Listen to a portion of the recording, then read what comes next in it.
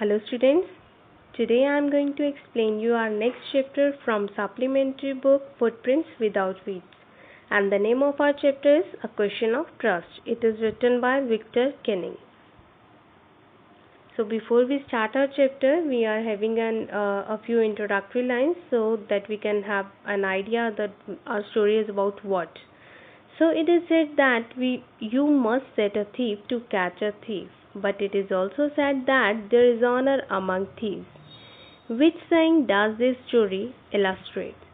So here it is said that हमें किसी चोर को पकड़ने के लिए चोर का सहारा लेना ज़रूरी होता है, और साथ ही साथ ये भी कहावत है कि चोर जो है एक दूसरे की रिस्पेक्ट करते हैं, मतलब चोरों की आपस में एक दूसरे की रिस्पेक्ट करने की बात जो है वो यहाँ पे कही गई है। और किस तरह से ये जो बात है कि चोर एक दूसरे की रिस्पेक्ट करते हैं, ये किस तरह से इस स्टोरी को एग्जाम्पलीफाई करता है। So let's see, read and find out. What does Horace Danby like to collect and why does he steal every year? So from the second question we can see कि यहाँ पे जो बात हो रही है हॉरेस डैनबरे की, वो एक चोर है, he is the thief और the name of the thief is Horace Danby. क्योंकि यहाँ पे सेकंड क्वेश्चन में कहा गया है why does he steal every year, वो हर साल चोरी क्यों करता है। And then first question is that what does Horace Danby like to collect, और उसे किस चीज़ों को इकट्ठा करने का शौक है। Everyone thought that Horace Danby was a good, honest citizen. हर किसी को लगता था कि जो हॉरेस डैनबी है, जो थीफ है, वो एक बहुत अच्छा इंसान है, ईमानदार सिटीजन है। He was about 50 years old and unmarried, and he lived with a housekeeper who worried over his health. अब उसकी जो एज है वो 50 साल का है और अनमैरिड है, एंड वो अपने हाउसकीपर दैट मीन्स मेड के साथ रहता है, जो उसकी हेल्थ की चिंता करती है, उसकी टेक केयर करती है। In fact he was usually very well and happy. Actual में अगर देखा जाए तो वो बहुत ही सही well and fit and fine है, और हैप्पी मतलब खुश रहता है, except for attacks of hay fever in summer. But problem कहाँ आती है कि वो समर सीजन में कभी कभी बीमार हो जाता है, कई बार उसको हे फीवर का अटैक आ जाता है। That means he is allergic to pollen और डस्ट। जैसे कई लोगों के साथ ये प्रॉब्लम होती है कि हे फीवर जो होता है एक डिसऑर्डर है जिसमें हमारा नोज़ और थ्रोट अफेक्ट हो जाते हैं, गले और नाक में प्रॉब्लम आती है, लाइक जुकाम वगैरह हो जाता है ड्यू टू पोलन और dust allergy. He made locks and was successful enough at his business to have 2 helpers.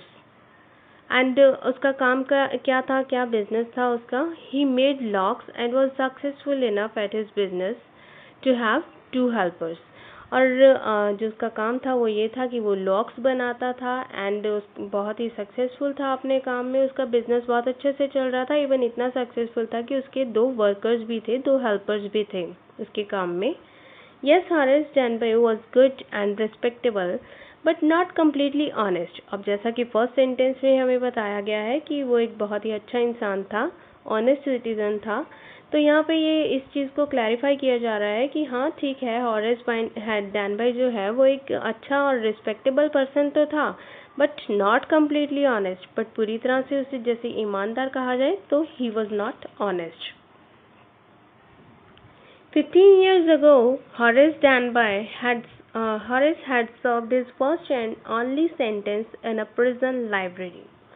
अब 15 साल पीछे जाएं तो 15 साल पहले क्या हुआ था, हॉरेस ने अपनी फर्स्ट सेंटेंस, जो फर्स्ट पनिशमेंट थी, प्रिजन लाइब्रेरी में उसने काम करके वहाँ पे बिताई थी। First and only, that means एक ही बार वो जेल गया था, और जो उसकी पहली बार और एक ही बार, मतलब एक ही बार वो गया जेल में अपनी लाइफ में 15 साल पहले, तो उसने वहाँ पे प्रिजन लाइब्रेरी में उसकी वहाँ पे ड्यूटी लगी थी, जैसे उसको एज ए पनिशमेंट वहाँ पे रखा गया। He loved rare expensive books. Rare means जो कि इजीली अवेलेबल नहीं होती, एक्सपेंसिव बहुत ज़्यादा महंगी, और उसका एक शौक था, he loved rare and expensive books, उसको रेयर और एक्सपेंसिव बुक्स पढ़ने का शौक था। So he robbed a safe every year, और अपने इस शौक को पूरा करने के लिए वो क्या करता था, हर साल एक तिजोरी जो था वो तोड़ता था, उसको तिजोरी तोड़ना मतलब ही रॉब्ड द सेफ, मतलब किसी एक घर में चोरी करता था जहाँ पे उनकी तिजोरी, उनका लॉकर जो है, सेफ मीन्स लॉकर, उनका लॉकर जो है वो खोल के और उसमें जो भी सामान होता था वो चुरा लेता था। Each year he planned carefully just what he would do, stole enough to last for 12 months, and secretly bought the books he loved through an agent. अब वो क्या करता था, हर साल वो प्लानिंग करता था बहुत ही ध्यान से कि वो पकड़ा ना जाए। इस तरह वो प्लान करता था अपनी चोरी को कि किस तरह उसने चोरी करनी है, और इतना चुराता था, मतलब जहाँ भी वो एक अच्छा सा घर देख के चुराया करता था जहाँ उसको इतना पैसा मिले कि उसके जो 1 साल है, 12 मंथ्स है, वो पूरे अच्छे से बीत जाएं, उसका खर्चा आराम से चल जाए। और जब वो चोरी करता था, पैसे चुराता था वहाँ से, पैसे या ज्वेल्स वॉट एवर, तो he secretly bought the books he loved through an agent, और जो किताबें उसे अच्छी लगती थी वो उनको चुपके से, सीक्रेटली मीन्स बिना किसी को बताए, एक एजेंट के थ्रू उन बुक्स को खरीदता था। एजेंट के थ्रू क्यों? क्योंकि जैसे उसको ये बताया गया कि he was fond of very rare and expensive books, तो ऑब्वियसली हर किसी के बस की बात नहीं होती है कि हर एक्सपेंसिव बुक्स को खरीदना, तो इसलिए वो किसी एजेंट के थ्रू उन बुक्स को खरीदता था। Now, walking in the bright July sunshine, he felt sure that this year's robbery was going to be as successful as all the others. अब bright July sunshine, that means July का month है और sunshine बहुत ज़्यादा bright है, तो अब वो चलता हुआ सोच रहा था, he felt sure, that means वो सोच रहा था, और ये उसके दिमाग में ये बात आ रही थी कि इस साल जो रॉबरी करने वाला है, चोरी करने वाला है, it was going to be as successful as all the others, कि जितनी बार भी उसने पहले चोरी की है उसी तरह से, हर साल की चोरी की तरह ये साल की जो रॉबरी है उसकी, वो भी बहुत सक्सेसफुल रहने वाली है। अब किस तरह से, let's see. For 2 weeks he had been studying the house at Shotover Grange, looking at its rooms, its electric wiring, its paths and its garden. जैसे कि हमने पहले पढ़ा कि वो बहुत ही प्लान्ड वे से रॉबरी करता था, अपनी जो रॉबरी बहुत प्लानिंग करता था पहले, तो इसलिए उसने कम्प्लीटली पूरे 2 हफ्ते जो उसने एक घर पे नज़र रखी, जो कि शॉटओवर ग्रैंज यहाँ पे, ये जो घर यहाँ पे दिखाया गया है, इस तरह का घर होता है जो ग्रैंज होता है। सो 2 हफ्ते उसने पूरी तरह से इस घर को प्रॉपरली ऑब्ज़र्व किया, इसके रूम्स को ऑब्ज़र्व किया, इसकी इलेक्ट्रिक वायरिंग कहाँ कहाँ पे है वो सब देखा, इसका रास्ता, कौन से रूम का रास्ता के कहाँ से होकर जाता है, और इसका गार्डन, मतलब उसने घर के हर हिस्से को बहुत अच्छे से ऑब्ज़र्व किया। This afternoon the 2 servants who remained in the Grange while the family was in London had gone to the movies. और इस दोपहर, अब 2 हफ्ते के बाद की दोपहर, जब बात हो रही है जुलाई महीने की ब्राइट सनशाइन वाली, तो इस दोपहर जो 2 सर्वेंट्स जो वहाँ पे रहते थे उस ग्रैंज में, उस बहुत बड़े से घर में, और जबकि जो फैमिली मेम्बर्स थे वो सब लंदन में थे, while the family was in London, तो फैमिली जो थी वो लंदन में थी, और वहाँ पे कौन रह रहा था उस घर में? सिर्फ 2 नौकर रह रहे थे, सर्वेंट्स रह रहे थे, और वो इस दोपहर मूवी देखने चले गए। Horace saw them go and he felt happy in spite of a little tickle of hay fever in his nose. और ये चीज़ देख के हॉरेस को बहुत ही खुशी हुई कि जो 2 सर्वेंट्स थे वहाँ पे वो भी अब मूवी के लिए चले गए हैं, और चाहे उसके अभी वो पूरी तरह से ठीक नहीं था, he was suffering from the irritation of hay fever, उसके नोज़ में कुछ टिकल्स ही हो रही थी, इरिटेशन थी, क्योंकि उसको वो डस्ट एलर्जी या पोलन एलर्जी थी उस टाइम पे। फिर भी वो बहुत खुश हुआ इस चीज़ को देख के कि उसकी जो चोरी है वो बहुत ही ज़्यादा इजीली हो जाएगी वहाँ पे, कि उसको कोई भी देखेगा नहीं, क्योंकि उसने घर का सब कुछ ऑब्जर्व किया हुआ है ऑलरेडी, और जो 2 सर्वेंट्स थे वो भी घर से बाहर चले गए थे अब। He came out from behind the garden wall, his tools carefully packed in a bag on his back.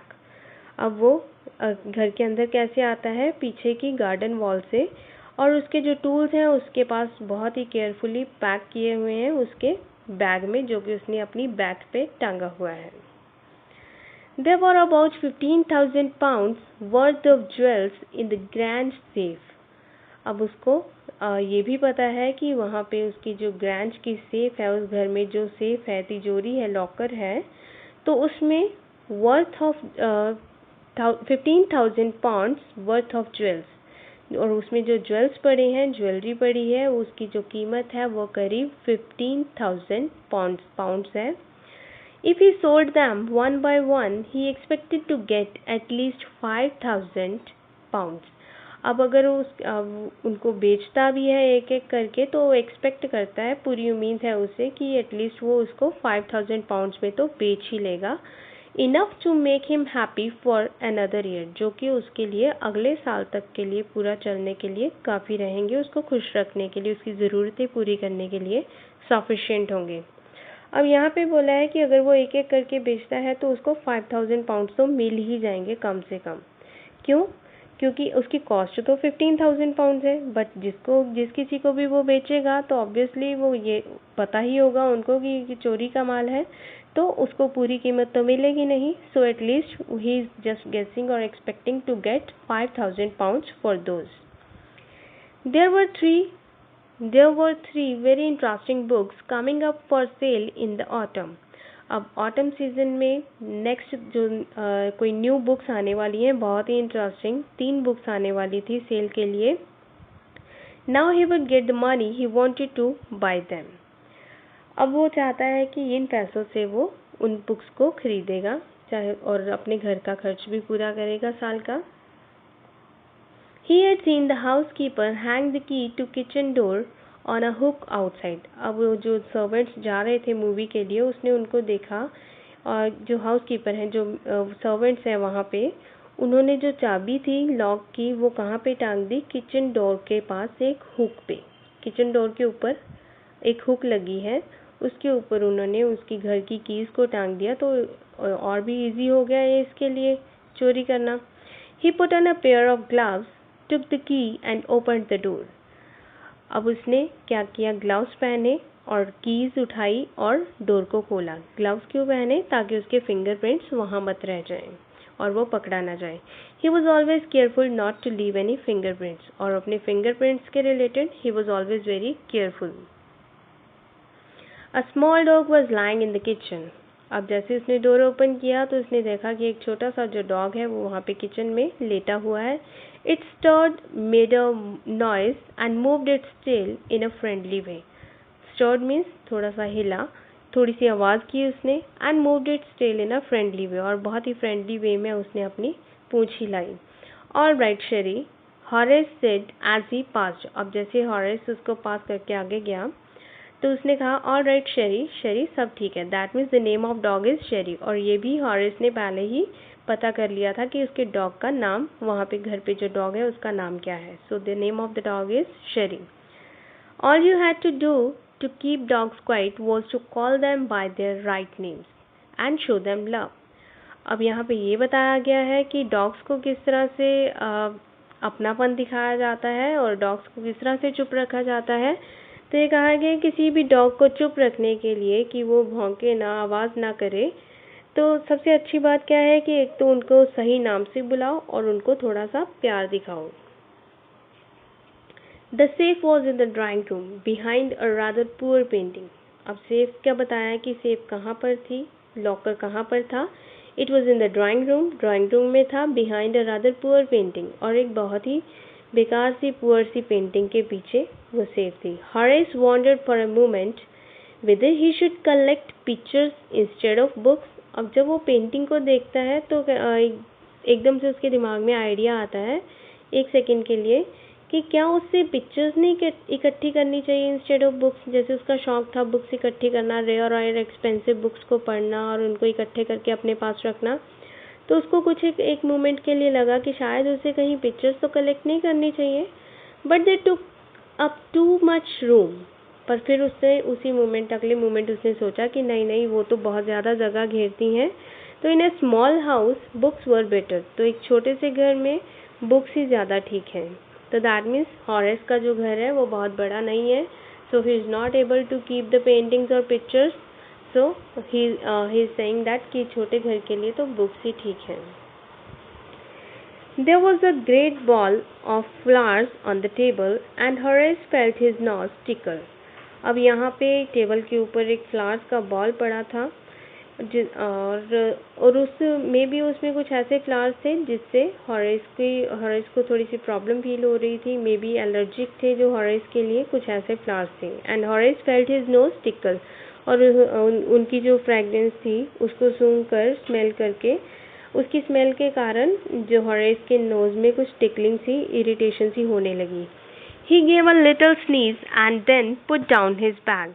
तो उसको स्नीजिंग हुई, उसको छींक आ गई और उसने अपना फिर उसके बाद बैग जो था टूल्स वाला, उसने वो बैग जो शोल्डर्स पे हैंग किया था उसे उतार कर नीचे रखा। He carefully arranged his tools और अपने टूल्स को जो उसके बैग में थे उसको बहुत ही अच्छे से अरेंज कर लिया जो जो उसको चाहिए था उस सेफ को तोड़ने के लिए। So he had 4 hours before the servants returned. अब उसके पास 4 घंटे थे कि जब तक जो सर्वेंट्स थे वो वापस आए और उसके पास कंप्लीट 4 आवर्स थे क्योंकि मे बी 3 आवर्स की मूवी होती है और थोड़ा बहुत टाइम आने जाने में। The safe was not going to be hard to open. अब ये जो सेफ थी उसको खोलना उसके लिए बहुत ही कोई मुश्किल बात नहीं थी। After all he had lived with locks and safes all his life. क्यों मुश्किल नहीं था? क्योंकि उसका जो बिजनेस था वो लॉक्स बनाने का था, तो ऑब्वियसली उसको आइडिया होता है, आइडिया तो होगा ही कि किस तरह से किस लॉक को खोलना है। तो उसकी लाइफ जो है इन्हीं सेफ्स और लॉक्स के साथ ही बीती थी। The burglar alarm was poorly built और जो बर्गलर अलार्म था वो भी कोई बहुत अच्छा नहीं था वहाँ पे।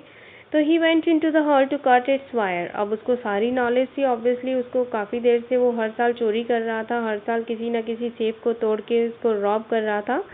तो उसको पता था कि बर्गलर अलार्म की जो वायर्स हैं वो भी उसने पता कर रखी थी कहाँ पे है। तो वो हॉल में गया इसकी वायर्स को कट करने के लिए। He came back and sneezed loudly as the smell of the flowers came to him again. अब जो फ्लावर्स थे टेबल के ऊपर पड़े थे बॉल में, तो उसके कारण जैसे उसके नोज़ में पहले भी इरिटेशन हुई, तो अब जब वो वापस आया इन वायर्स को कट करके तो दोबारा से उसकी स्मेल उसके पास आई, उसने स्मेल ली उनकी, तो उसको फिर से इरिटेशन हुई अपने नोज़ में और उसने स्नीज़ किया बहुत लाउडली, बहुत ज़्यादा ऊंचे से छींक ली। How foolish people are when they own valuable things, Horace thought. अब हॉरेस कह रहे हैं कि जब लोगों के पास इतनी ज़्यादा वैल्यूएबल थिंग्स होती हैं तो पता नहीं वो कितना ऐसे वो फुलिशली क्यों ऐसा करते हैं, फुलिशली बिहेव क्यों करते हैं। अब देखते हैं क्या फुलिश है यहाँ पे। A magazine article had described this house giving a plan of all the rooms and a picture of this room.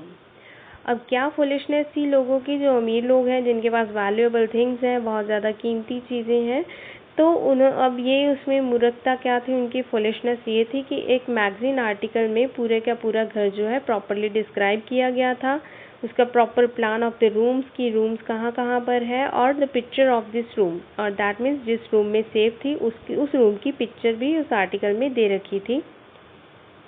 And the writer had even mention that the painting hid a safe, और even writer ने ये भी mention किया हुआ था उस article में कि जो यहाँ पे इस रूम में पेंटिंग है कोई, उस पेंटिंग के पीछे सेफ है, लॉकर है।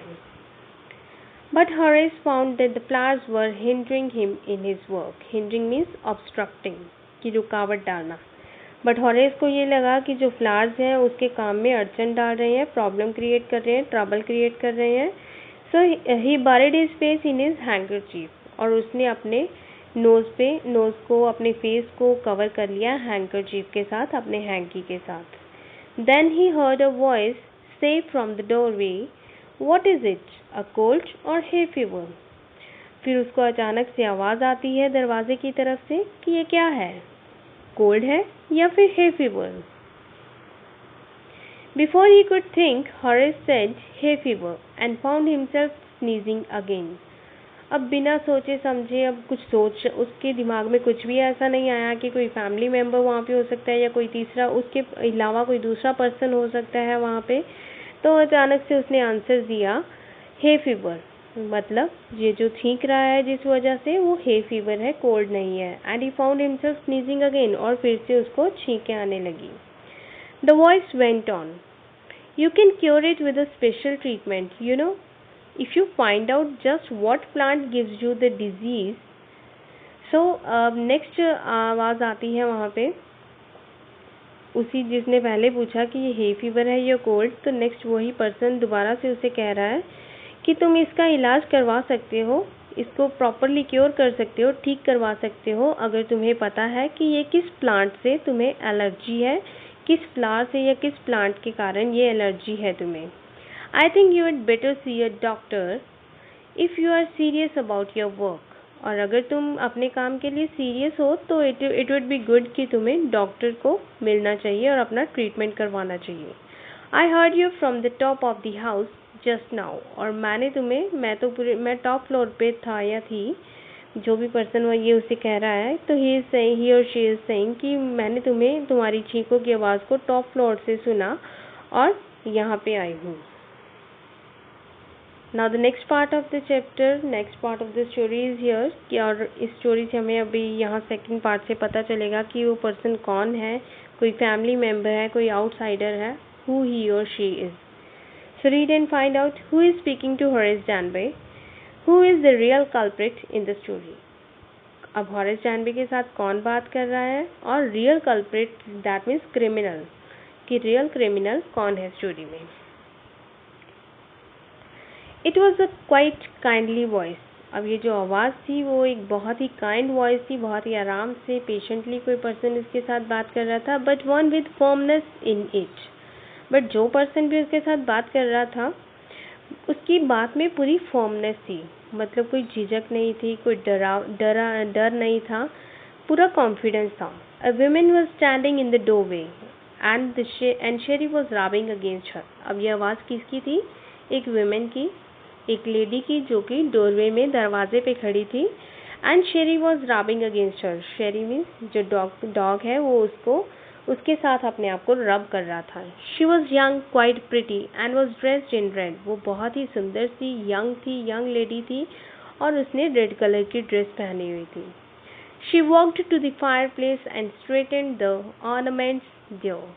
अब वो फायर प्लेस की तरफ जाती है, जैसे कि आप ये वाइट वाली पिक्चर में देख सकती हैं, यहाँ पे बहुत से ऑर्नामेंट्स पड़े हैं, कुछ ऑर्नामेंट्स मीन्स डेकोरेटिव थिंग्स पड़ी हैं। वो उस तरफ जाती है फायर प्लेस की तरफ और उसको वहाँ पे जो ऑर्नामेंट्स पड़े हैं उनको सेट करने लगती है।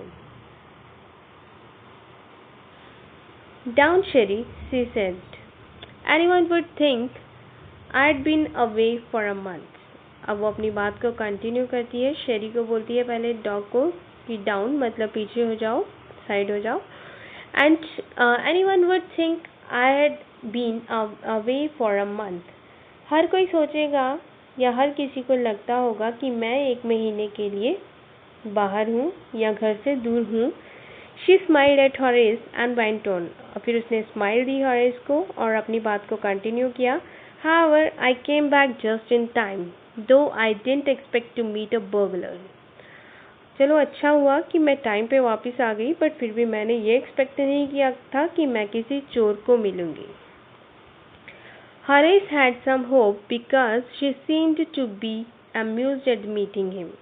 अब होरेस को थोड़ी सी उम्मीद जागी कि और वो सोचने लगा कि she seemed to amused at meeting him, क्योंकि उसे ऐसा लग रहा था कि शायद वो लेडी उसको मिल के खुश हुई, उसको अच्छा लगा। He might avoid trouble if he treated her the right way. अब वो जो हॉरेस है, अब उसको ऑब्वियसली उसको तो यही लग रहा था कि ये कोई फैमिली पर्सन है, यहाँ पे इस फैमिली मेम्बर है, तो उसको पुलिस के हवाले कर देगी। अब उसने सोचा कि वो इस ट्रबल को अवॉइड कर सकता है अगर वो उसको, इस लेडी को अच्छे से ट्रीट करे, अच्छे से उसको राइट वे से उसे ट्रीट करे, राइट वे में रिप्लाई करे या जिस तरह से भी मोल्ड करके। He replied, I didn't expect to meet one of the family. अब उसने उसको आगे से कहा कि मैंने भी एक्सपेक्ट नहीं किया था कि मैं यहाँ किसी फैमिली मेम्बर को मिलूँगा।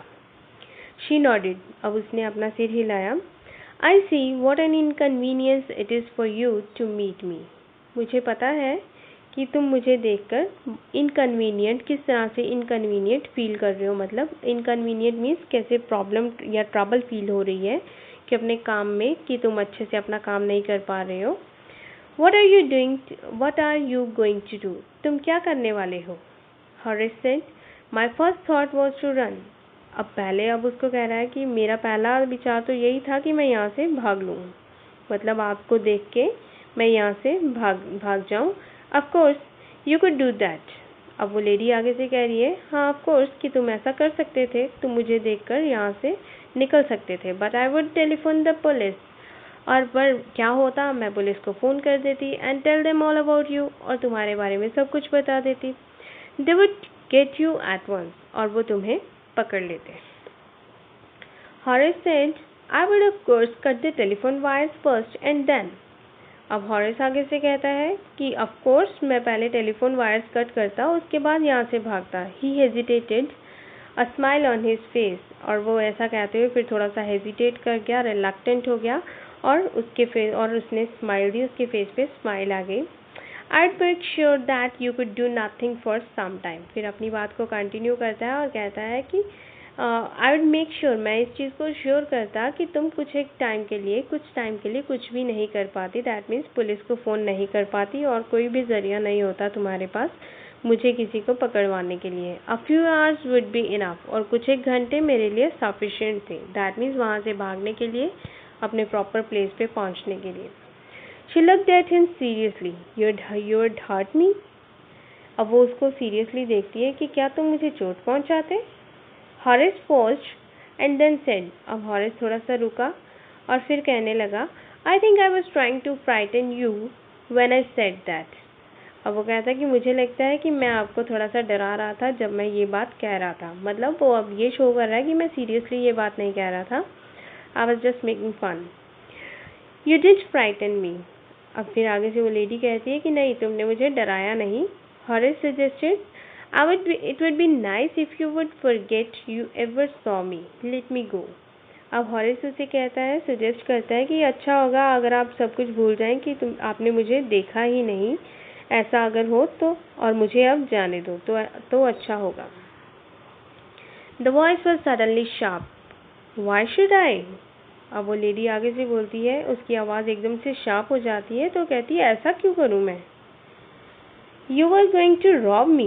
तुम मेरे यहाँ चोरी करने वाले थे। If I let you go, you will only rob someone else।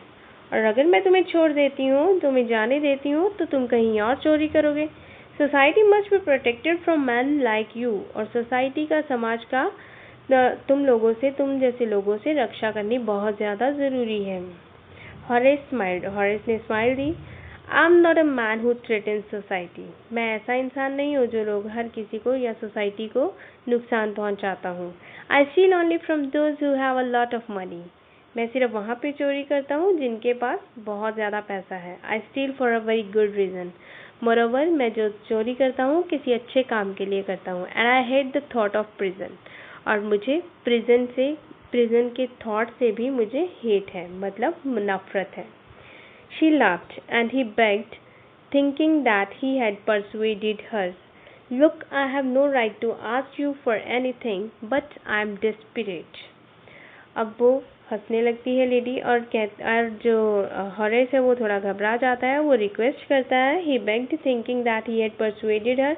और उसको ये लगता है कि शायद उसने उस लेडी को अपनी बातों में फंसा लिया और उसको कन्विंस कर लिया है, ये कह के कि मैं सिर्फ अमीर लोगों के यहाँ चोरी करता हूँ, हर किसी के यहाँ चोरी नहीं करता। सो ही इज सेइंग और रिक्वेस्टिंग हर, और कहता है कि look, I have no right to ask you for anything.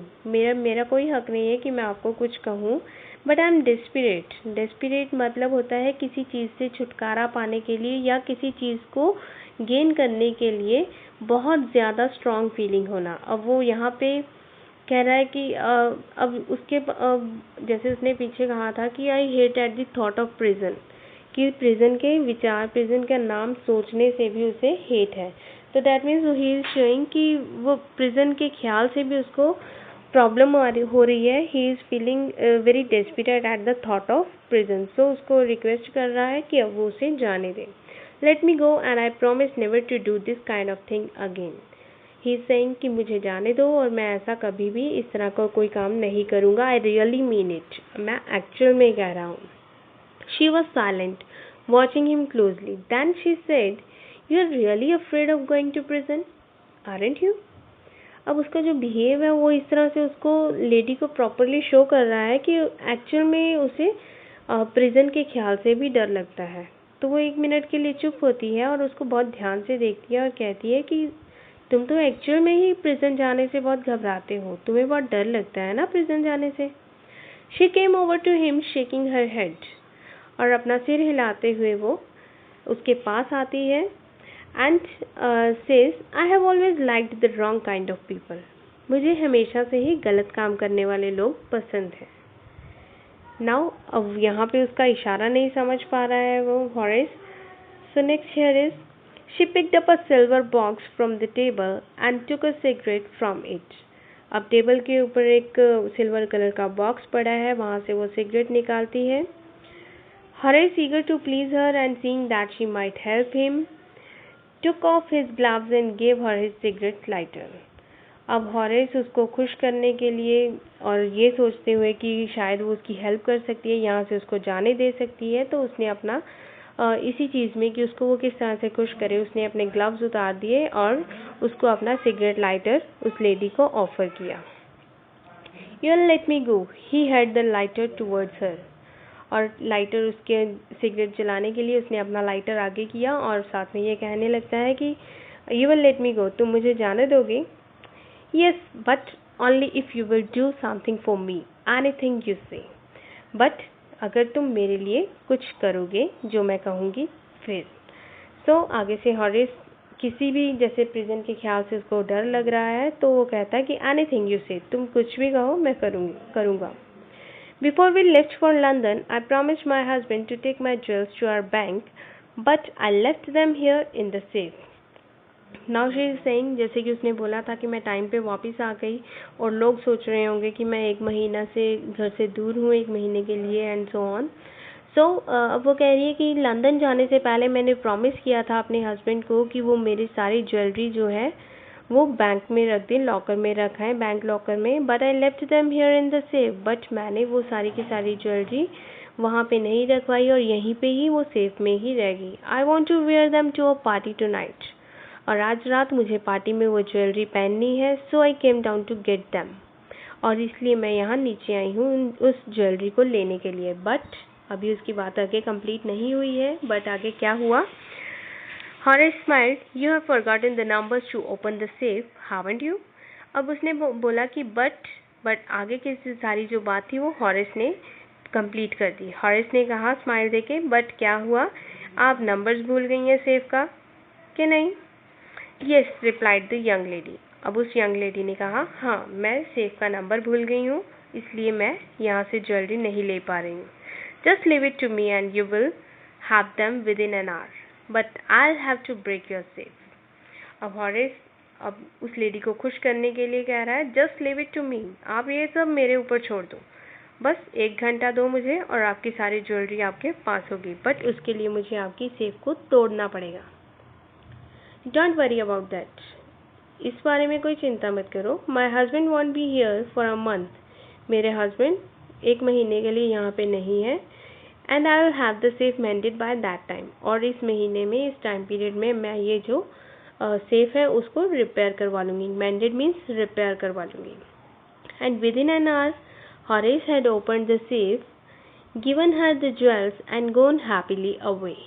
और 1 घंटे में हॉरेस ने क्या क्या सेफ को खोल लिया और उसकी ज्वेलरी निकाली लेडी की और उसको दे दी, एंड और वो खुशी अपने घर चला गया। For 2 days he kept his promise to the kind young lady. On the morning of the 3rd day, however, he thought of the books he wanted and he knew he would have to look for another safe. अब उसने 2 दिन तो promise याद रखा जो उसने young lady के साथ किया था। अब वो प्रॉमिस क्या था कि मुझे अब जाने दो और मैं अब कहीं भी कभी भी चोरी नहीं करूँगा। बट क्या हुआ, तीसरी ही मॉर्निंग जैसे वो उठा, he thought of the books he wanted. उसके दिमाग में फिर से वो एक्सपेंसिव और रेयर बुक्स का ख्याल आया जिसको वो चाहता था, पढ़ना चाहता था। And he knew he would have to look for another safe, और वो जानता था कि बिना पैसे के तो वो बुक्स आएंगी नहीं, वो बहुत कॉस्टली होती हैं, और उसको किसी और सेफ यानी किसी और लॉकर को तोड़ने के लिए प्लान बनाना पड़ेगा और किसी और घर को ढूंढना पड़ेगा जहाँ वो रॉबरी कर सके। But he never got the chance to begin his plan, but उसको चांस ही नहीं मिला कि वो अपना प्लान शुरू कर पाए। By noon, a policeman had arrested him for the jewel robbery at Shotover Grange. और नून में क्या हुआ, आफ्टरनून में एक पुलिसमैन आया जिसने उसको अरेस्ट कर लिया ज्वेलरी रॉबरी के ज्वेल रॉबरी के एक्यूज में, जो कि उसने शॉटओवर ग्रैंज में की। मतलब पुलिस ने उसको शॉटओवर ग्रैंज इस घर में ज्वेल रॉबरी के लिए उसको गिरफ्तार कर लिया। His fingerprints for he had opened the safe without gloves were all over the room, and no one believed him when he said that the wife of the owner of the house had asked him to open the safe for her. अब किस लिए वो गिरफ्तार हो गया, कैसे arrest हो गया? क्योंकि उसके जो फिंगरप्रिंट्स थे वो पूरे घर में, पूरे रूम में वहाँ पे मिल गए पुलिस को, क्योंकि उसने जो जैसे उसने सिगरेट जलाने के लिए, लाइटर देने के लिए उसने अपना ग्लव उतारा था, तो उस वजह से उसने सोचा कि अब ये घर की लेडी है, तो उसने इस चीज़ का केयर नहीं किया कि वो उसकी कहीं फिंगरप्रिंट्स रह जाएंगे, तो उसने बिना ग्लव पहने ही जो सेफ थी उसको तोड़ दिया और उसके फिंगरप्रिंट्स हर जगह वहाँ पे मिल गए पुलिस को। और किसी ने भी उसकी इस बात पे विश्वास नहीं किया कि इस घर के ऑनर की वाइफ ने उसे बोला था कि उसके लिए वो इस सेफ को खोल दे। The wife herself, a grey-haired, sharp-tongued woman of 60, said the story was nonsense. अब इस घर की जो ऑनर की जो वाइफ थी, वो एक बूढ़ी औरत थी, ग्रे हेयर, जिसके वाइट हेयर थे, शार्प टंग्ड वुमेन थी, एट अबाउट 60 इयर्स की थी वो। और उसने कहा कि ये जो सारी की सारी स्टोरी जो चोर बता रहा है, हॉरेस बता रहा है कि उसकी घर की मालकिन ने उसे बोला सेफ खोलने के लिए, इट इज़ जस्ट नॉनसेंस, ये सब बकवास है। So that means the lady जिसने उसे कहा था कि उसके हस्बैंड लंदन में है और उसको ज्वेलरी चाहिए पार्टी में पहनने के लिए, तो ये सब मे बी वो लेडी जो थी खुद ही एक चोर थी, तो वो घर की मालकिन नहीं थी, तो वो भी दैट मीन्स एक चोर ने एक चोर को बेवकूफ़ बना दिया। Horace is now the assistant librarian in the prison. अब हॉरेस कहाँ पर है? एक असिस्टेंट लाइब्रेरियन है प्रिजन में, क्योंकि वहाँ पे उसको अभी पनिशमेंट मिल गई है, वो पकड़ा गया है। And he often thinks of the charming clever young lady who was in the same profession as he was and who tricked him. अब हमेशा वो उस चार्मिंग और क्लेवर यंग लेडी के बारे में सोचता है वहाँ पे बैठा हुआ, कि वो लेडी जो कि उसी के जैसे सेम प्रोफेशन में थी, that means who herself was a thief and who tricked him, और जिसने उसके साथ ट्रिक किया, गेम खेली, उसी से चोरी करवा के उसी को ही फंसा दिया। He gets very angry when everyone talks about honour among thieves. और जब भी कोई कहता है कि चोर जो हैं एक दूसरे की रिस्पेक्ट करते हैं, तब उसको इस बात से बड़ा ही गुस्सा आ जाता है। सो हियर जो हमें फर्स्ट लाइन बताई गई थी कि a thief is must to catch a thief, it is said that a thief is must to catch a thief, कि एक चोर को पकड़ने के लिए दूसरे चोर का सहारा लेना ही पड़ता है। सो अब एक चोर ने, जैसे यहाँ पे वी कैन सी कि वैसे तो हॉरेस को कोई भी पकड़ नहीं पाया, 15 साल से वो हर साल रॉबरी कर रहा था, हर साल सेफ तोड़ रहा था और इतने बहुत केयरफुल ढंग से तोड़ता था, और लास्ट में वो पकड़ा गया। वो क्यों पकड़ा गया? क्योंकि एक चोर ने ही उसे फंसा दिया और उसे लग रहा था वो घर की मालकिन है, जबकि वो खुद, वो जो यंग लेडी थी, pretty young lady, she herself was a thief and she tricked him. अब और दूसरी बात जो हमने पढ़ी थी इंट्रोडक्टरी लाइंस में, कि ऐसा भी कहा जाता है कि जो चोर हैं वो आपस में एक दूसरे की रिस्पेक्ट करते हैं, बट यहाँ तो कोई रिस्पेक्ट नहीं थी, यहाँ तो उसी एक चोर ने दूसरे को ट्रिक किया। सो एट दिस पॉइंट और at this saying he gets very angry. Horace जो है इस बात से बहुत ही गुस्सा हो जाता है जब कोई कहता है कि चोर एक दूसरे की रिस्पेक्ट करते हैं। So with this our story comes to an end. Thank you and have a nice day.